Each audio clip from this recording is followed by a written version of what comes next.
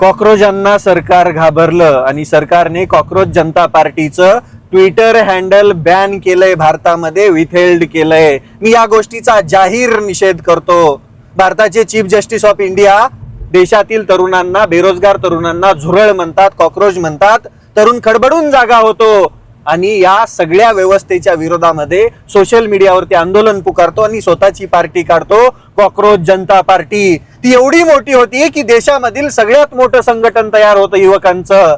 सरकार यालाच घाबरतं आणि सरकारने आता कॉक्रोच जनता पार्टीचं ट्विटर हँडल बॅन केलंय। आता हे इंस्टाग्राम पण बॅन करतील आणि काही दिवसामध्ये सोशल मीडियावरती पण बॅन आणतील। त्यामुळे आताच जागे व्हा युवकांनो। आपल्या न्याय आणि हक्कासाठी लढत असताना, हे सरकार आपली गळचेपी करत असताना आपल्याला लढावं लागेल, एकत्रित यावं लागेल। कॉक्रोच जनता पार्टी जिंदाबाद आहे आणि जिंदाबाद राहणार, कारण की हा युवकांचा आवाज आहे। तुम्ही असे कितीही अकाउंट बॅन केले, तरुण एवढी अकाउंट काढतील की भारत सरकारला बॅन करू करू घाम फुटेल।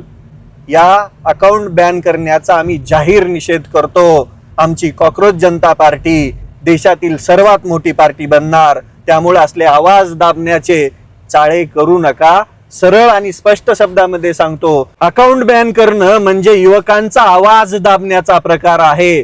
तुम्ही फक्त ट्विटर अकाउंट बॅन केलं म्हणजे आवाज दबत नसतो, तो अजून विद्रोहासारखा उफाळत असतो।